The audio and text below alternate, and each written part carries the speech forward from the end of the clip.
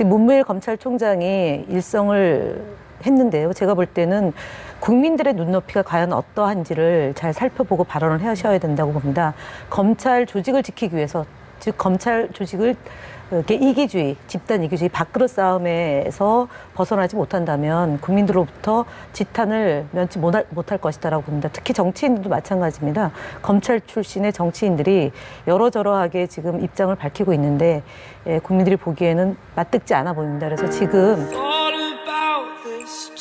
검경 수사권 조정안에 대한 문무일 검찰총장의 발언 이후에 검찰과 경찰이 좀 다시 한번 떠들썩한 것 같습니다. 그 이야기부터 할게요. 왜 갔다가 조기에 귀국하지 않았습니까? 오늘 아침 출근했는데 기자들한테 한 얘기가 있습니다. 다시 한번 수사권 조정안에 반대 입장을 이야기를 했어요. 국민 기본권 이야기도 다시 했고요.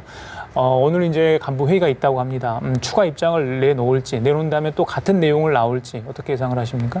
일단 오늘 입장을 국회에다가 제출한다고 하니까 지켜봐야 될 거라고 보고요. 예.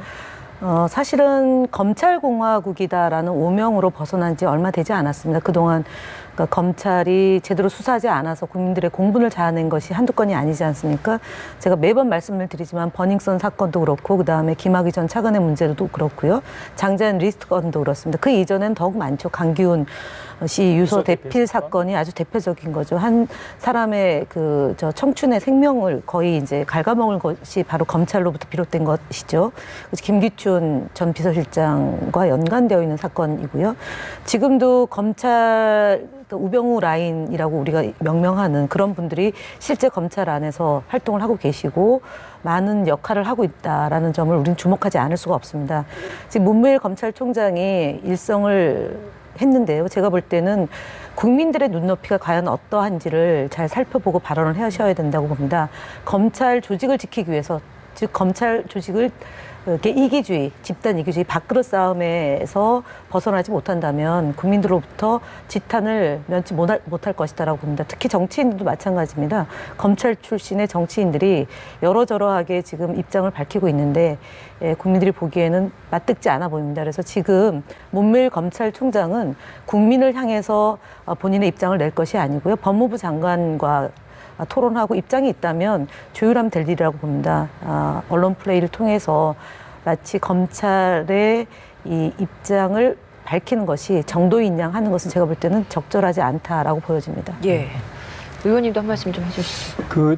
좀 전에 문무일 총장이 이제 국민 기본권 언급을 했는데 지난번에 외국 출장 가서 돌아오면서도 비슷한 이야기를 한 거는 결국은 일반 국민들에게 지금 정부의 방침대로 검경 수사권 조정이 돼가지고 경찰이 1차 수사권을 가지고 수사 종결권까지 가지게 될 경우에 그 1차적인 피해자는 권력자들이 아니고 일반 국민들이다라는 그 메시지를 던짐으로써 여론전을 하려고 하는 것 같아요. 실제 그런 측면이 있죠. 그러니까 공수처 같은 경우에는 권력을 가진 사람들, 권력기관들이 주로 수사 대상이지만은 경찰이 1차 수사권과 수사 종결권을 가질 경우에는 경찰의 막대한 경찰 인력들, 수사 인력들이 투입이 돼가지고 이제는 본격적으로 수사를 하게 되는데 그 대부분이 형사 사건 아니면은 강력 사건 같은 일반 국민들이 대상인 사건이 될 가능성이 많습니다.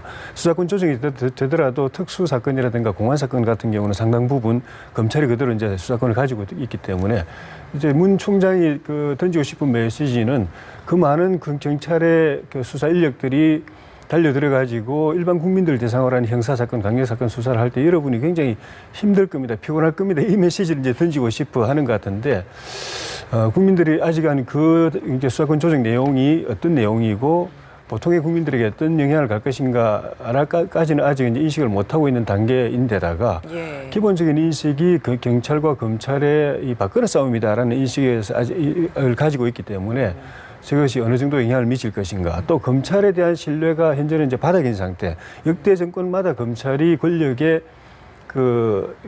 도구, 뭐 아주 심한 표현도 많이 있지만은 충견이라는 표현까지 나오고 있지만 그런 역할을 해왔던 검찰이 이제 와서 자기들 권한이 축소된다고 하니까 저렇게 나서는 건 아니냐. 그런 부정적인 인식.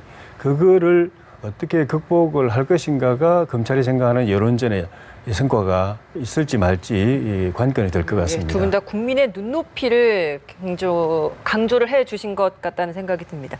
박상기 법무부 장관도 입장을 표명했죠. 겸손하고 진지한 태도를 주문을 했는데 때문에 뭐 법무부와 이런 검찰 간에 좀 충돌하는 모습도 보여지다 보니까 앞으로 국회에서 논의하는 과정에서 이런 부분도 좀 일정 부분 영향을 주겠느냐라는 궁금증도 생깁니다. 일단은 그러니까 수사권 조정에 대해서 국민 여론이 57.3%가 찬성을 하고 반대하는 여론이 30%지 않습니까? 그리고 예. 특히 저희 더불어민주당이나 정의당이나 민평당 소속을 지지하는 국민들이 80% 가까이 이 지지를 하고 있습니다. 거의 전폭적 지지를 보내고 있는 것 아니겠습니까? 그러니까 법무부 장관의 얘기는 국민 상식적인 수준의 말씀이라고 저는 봅니다. 검찰총장이 외국에 나가서 아니 이게 하루아침에 무슨 하늘에서 뚝 떨어진 검경 수사권 조정 문제가 아니지 않습니까? 굉장히 오랫동안 법무부 장관과 행안부 장관이 논의를 해왔던 것이고요.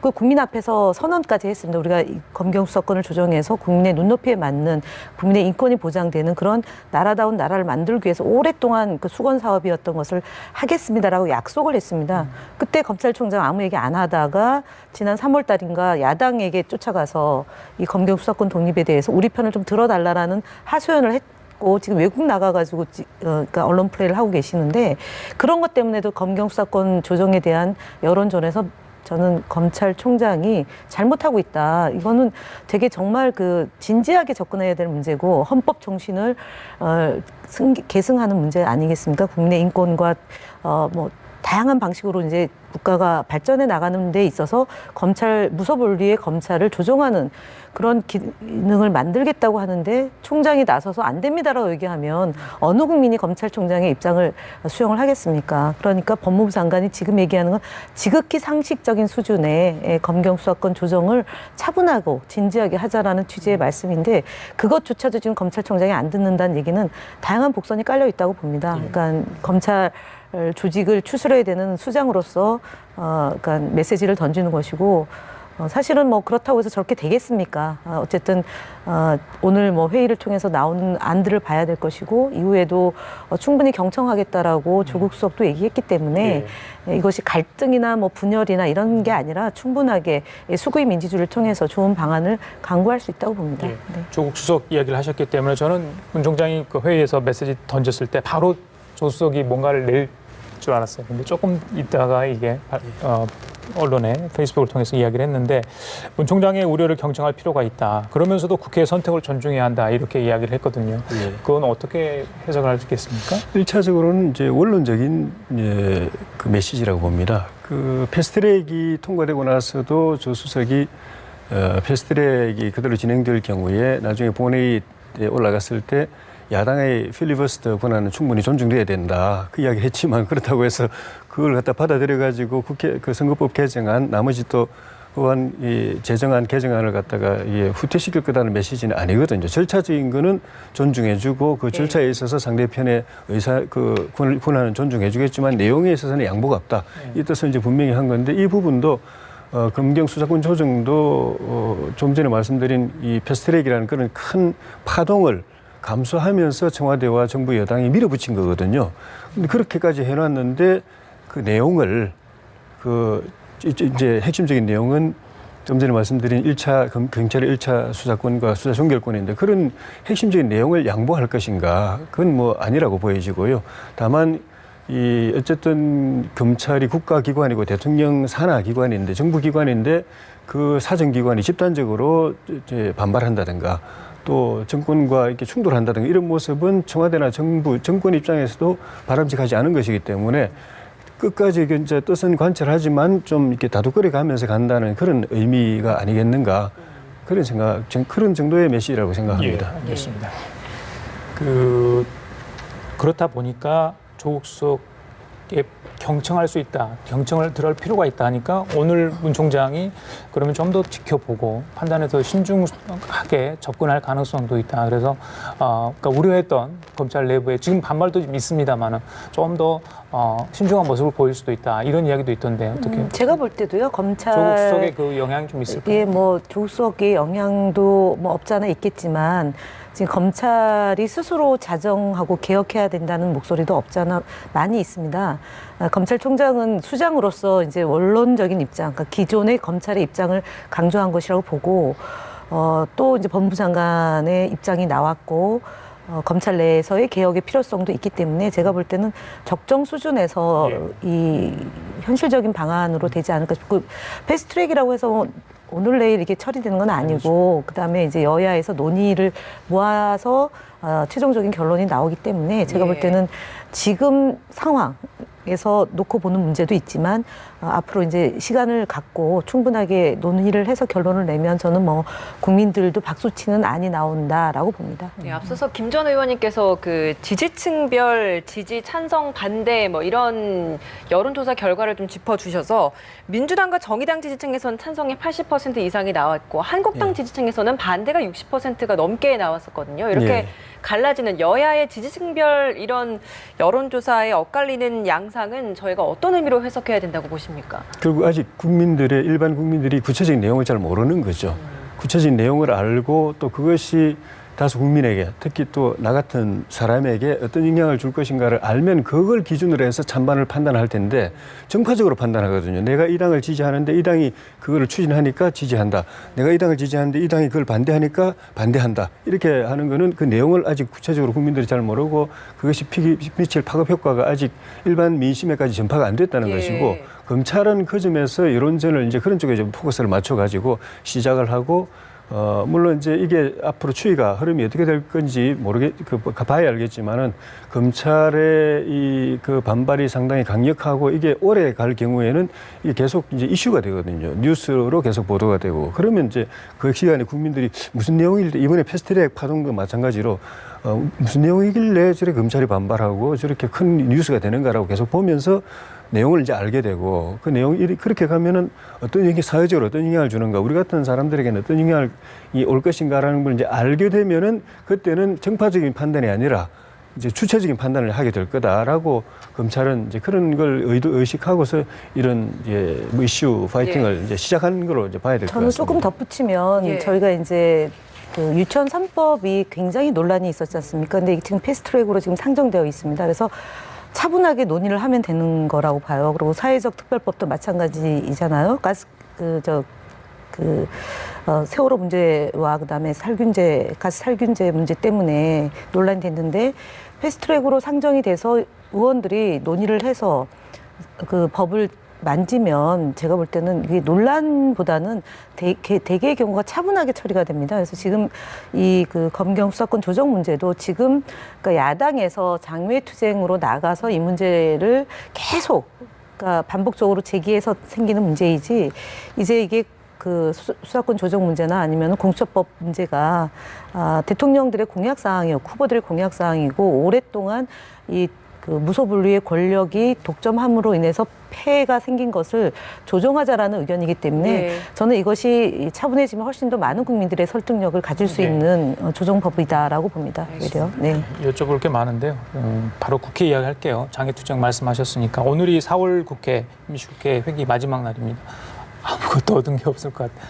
이 패스트트랙 문제로 인해서 여자가 극단적인 대치 상황이 벌어지면서 정말 힘든 상황이 되고 있고요. 한국당 쪽에서는 사과 얘기를 계속하고 있고 뭔가를 지금 요구하고 있는데 민주당 쪽에서는 일단 들어와서 이야기를 하자 하는 것 같습니다. 어떻게 될 것 같습니까? 5월 국회도 걱정하는 분들이 많습니다만. 그러니까 4월 국회에서 가장 큰 성과는 선거법하고 그다음에 그 공수처법을 패스트트랙으로 상정한 것이 가장 큰 성과입니다. 저희가 볼 때는 좋은 정치인을 뽑아야지 좋은 법안이 나온다. 좋은 민생 정책이 나온다 봅니다. 지금 야당의 일부 의원들이 지속적으로 반발하고 그다음에 뭐 삭발 투쟁하고 있는데요. KT 그 입사 비리를 놓고 보더라도 좋지 않은 일을 많이 하셨지 않습니까? 이런 분들, 그러니까 특권 의식을 가진 정치인들이 없어져야 되는 것 아닙니까? 그래서 제가 볼 때는 좋은 선거구제, 그러니까 선거법을 만드는 것은 그야말로 최고의 민생법이다라고 말씀을 드리고요. 지금 자유한국당이 그 민생투쟁 대장정이라는 걸 명명해서 가고 있는데 불과 2달 전에 민생대장정이라고 해서 한교안 대표가 처음 했던 것이요. 도시재생특별법을 반드시 처리를 하겠다. 이것이 뭐냐면은 포항 지진으로 인해서 피해를 받은 포항 주민들에게 지진 관련 특별법을 만들어서 실질적인 피해를 구제하겠다라고 얘기를 합니다. 진상규명도 하고 대책도 마련하겠다. 근데 잉크도 안 말랐는데 민생투쟁대장정이라는 이름으로 바꿔서 그야말로 갈등을 고취시키고 분열을 야기시키고 있는 일을 하고 있습니다. 그래서 민생대장정을 하시는 방향으로 좀 하셨으면 어떻겠습니까? 희망찬 경제, 하나된 국민, 든든한 안보 이 세 가지 캐치프레이즈를 걸고 민생대장정을 하겠다고 했습니다. 그래서 지금 투쟁이라는 말로 국민들에게 다가가는 것으로 물론 지층은 결집할 수 있습니다. 그러나 중간층이나 아니면은 정치를 혐오하게 자꾸 만드는 일에 앞장서시는 것은 제가 볼 때는 타당하지 않고요. 약속한 대로 특별법을 처리하기 위한 노력을 좀 하셔야 되는 것 아닌가 말씀을 드립니다. 예.